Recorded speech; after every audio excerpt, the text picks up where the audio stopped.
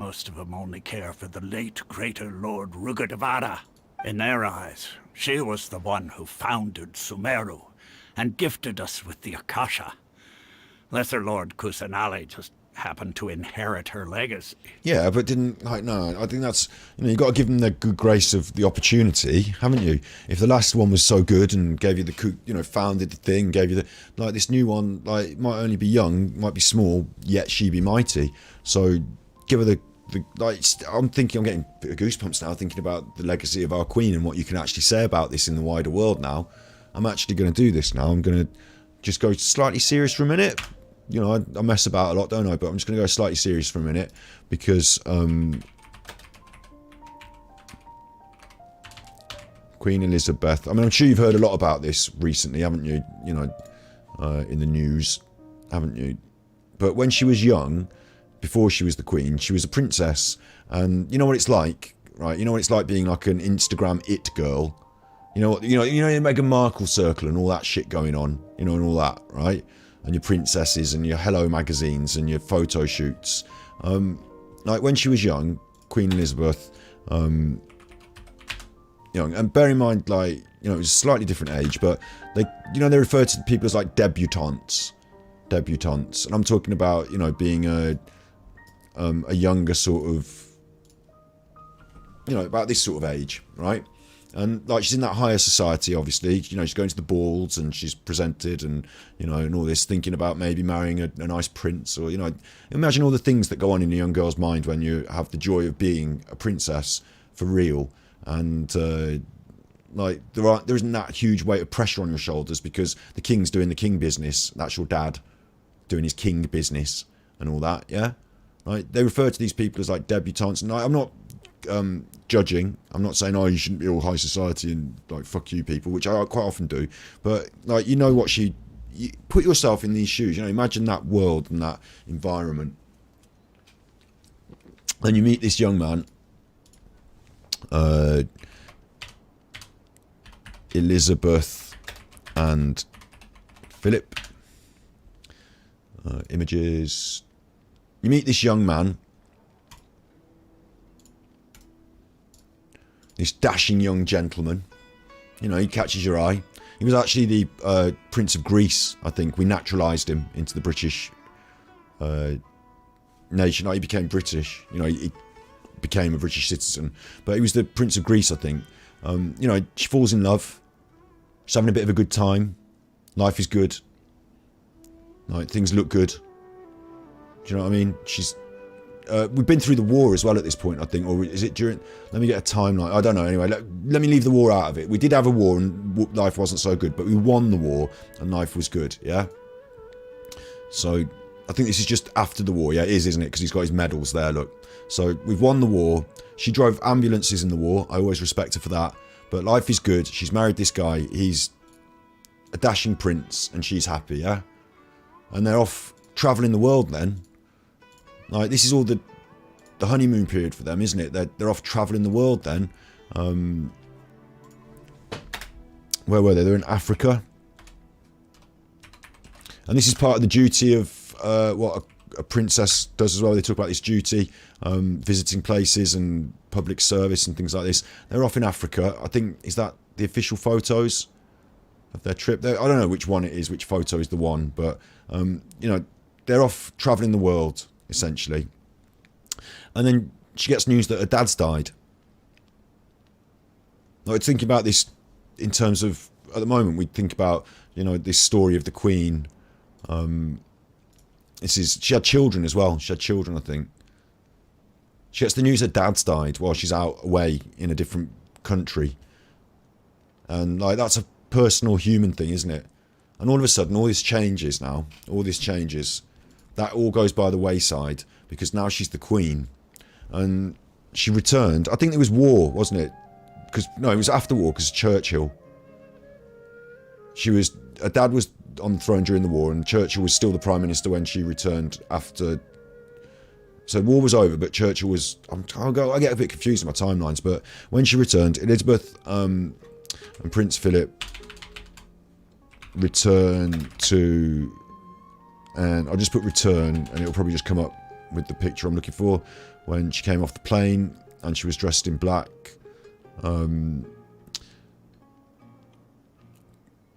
Are they not going to show me the picture that I'm looking for? You know, it's quite a famous picture. She returned to the country, all in black, stepped off the plane and met the Prime Minister on the landing strip as she stepped off the plane. You know, they were there to greet her, essentially.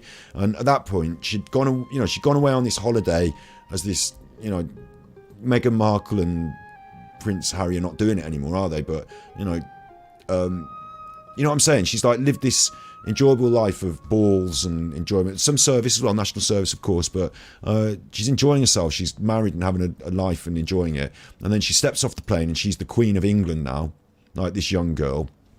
And Churchill referred to her as Churchill, Queen Elizabeth, and was it a slip of a girl? Did he say slip of a girl? I'm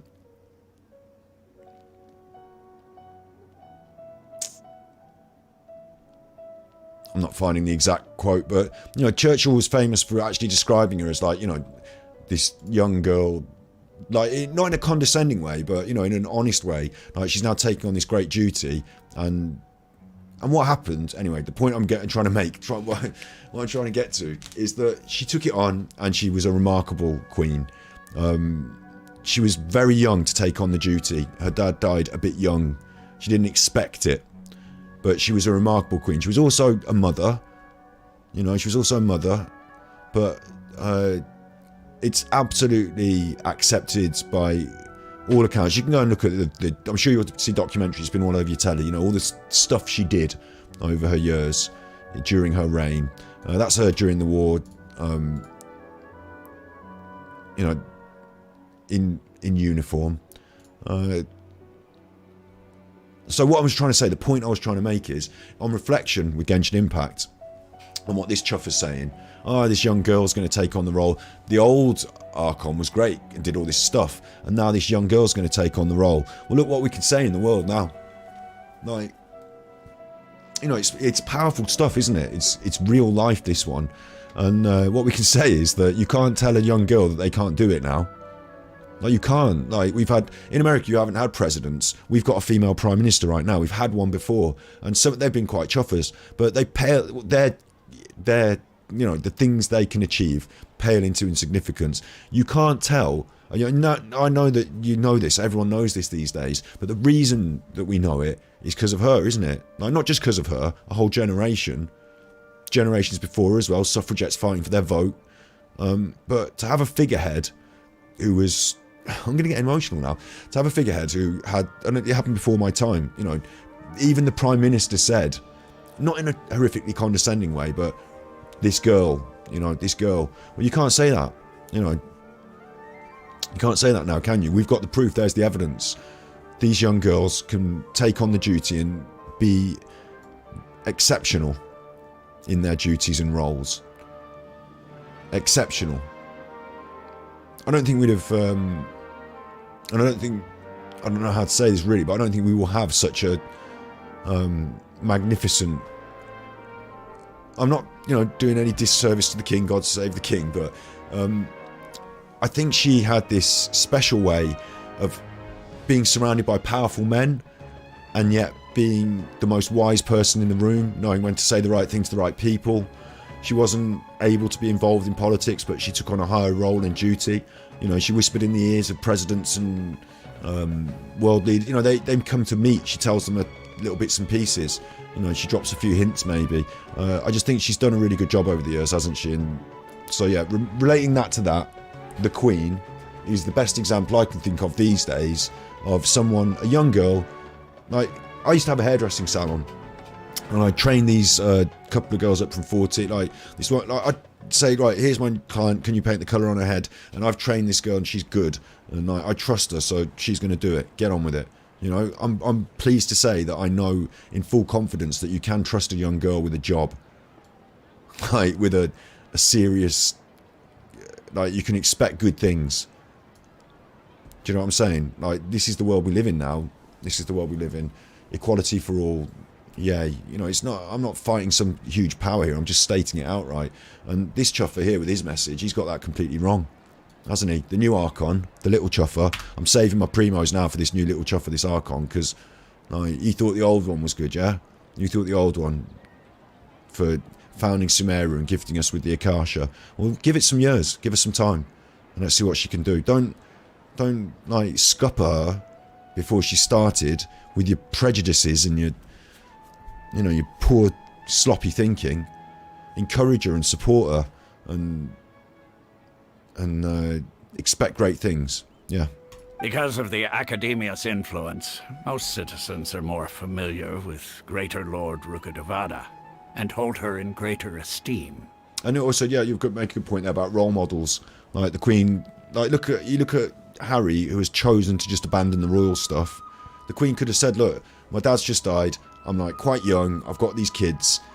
I didn't realise. I thought I'd have more years to go before I was going to become Queen. I thought I'd be able to learn a lot more before. Maybe I'll just abdicate and you can do it instead, somebody else." Like, she could have said that. Before her, Edward abdicated because he wanted to marry a woman that, some dodgy shit. Or, I don't know, he ended up going off with the Nazis, Edward did. So, Edward abdicated. That's how George got the crown. But, she didn't. She said, right, I'll do my duty. That's it. From now on. It's quite powerful, isn't it? Imagine what you were doing on your 21st birthday. Imagine what you're saying about setting role models. About, I'm saying about Speaking from commitment. South Africa on her 21st birthday marks the occasion with this simple but historic message. Let me begin by saying thank you to all the thousands of kind people who have sent me messages. They did say, right, I'll tell you this, they did say at the time, there had not been, at the time, any vocal anti-royal sentiment, really, at the time, generally, in our country. Well, apart from the time that we killed him, apart from the time we beheaded our king. That happened, Oliver Cromwell and the Civil War. But after that, right, there wasn't really any negative, but it was levelled at the Queen, at the Princess at this time, that she had a bit of a plum in her mouth. She was a bit posh, and she decided to try and change her elocution, which, of course, she just learned the way she'd been taught and brought up. So you can't criticise someone for learning to speak the way they've been taught. But she decided to sort of, iron that out of her speech a bit and become a bit more of an every woman. That was a conscious decision after this. So she does sound a bit posh in this, but this is her birthday message on her 21st birthday. Messages of goodwill. This is a happy day for me, but it is also one that brings serious thoughts. Thoughts of life looming ahead with all its challenges and with all its opportunity. Will you, the youth of the British family... Imagine a young woman, 21, young family. Imagine Meghan Markle. A life full of opportunity. Is she going to say, I don't want to be a queen or whatever, I want to just go and live a normal life, I want to go and live these opportunities, I want to go and do my Oprah interview? Is she saying that? What's she going to say? Looming ahead, a life of all challenge and opportunity. Will you, the youth of the British family of nations, let me speak on my birthday as your representative. Now that we are coming to manhood and womanhood, it is surely a great joy to us all to think that we shall be able to take some of the burden off the shoulders of our elders, who have fought and worked and suffered to protect our childhood. If we all go forward together with an unwavering faith, a high courage and a quiet heart, we shall be able to make of this ancient Commonwealth, which we all love so dearly, an even grander thing, more free, more prosperous, more happy, and a more powerful influence for good in the world than it has been in the greatest days of our forefathers.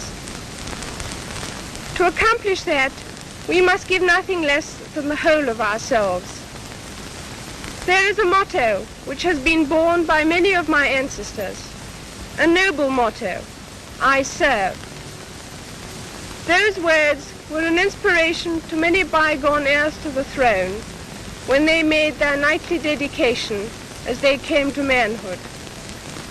I cannot quite do as they did, but through the inventions of science, I can do what was not possible for any of them. I can make my solemn act of dedication with the whole empire listening. I I should like to make that dedication now. It is very simple. I declare before you all that my whole life, whether it be long or short, shall be devoted to your service and to the service of our great imperial family to which we all belong. But I shall not have strength to carry out this resolution alone, unless you join in it with me, as I now invite you to do. I know that your support will be unfailingly given. God help me to make good my vow, and God bless all of you who are willing to share in it. Get flexible memberships I don't know, with it's no... an advert. We don't want the advert, but isn't that a movie? It's making me emotional. I'm not afraid to say. Yeah, she promised. I remember on my 21st birthday, I just wanted to go and get fucked up. I didn't promise my duty to the people. Do you know what I'm saying? We had a party and I got really wrecked. I didn't promise my duty to the Commonwealth. And I didn't make an impassioned speech to the Commonwealth is all over the world. It's Africa, it's Australia, it's all over the world, yeah? Canada. And she talks about making the world a better place, following a war where all these people got killed because fascists were trying to kill them. So I can't believe, in today's day and age, that people even tried to tarnish her memory by suggesting she might be racist on Twitter after her death. You heard the message. You were saying there in chat about it, about being a role model. That's the ultimate role model, isn't it? And then she went ahead and did it. She went ahead and did it all her life. So I think I'm feeling really proud of the fact that we've got that Archon. We've got, in the UK, we've had our own Archon. And we're really proud of her.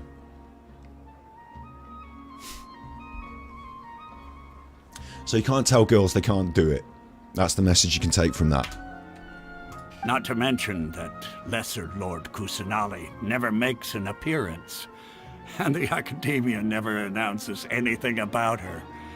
As far as the people of Sumeru are concerned, she's just a god that exists. And that's all.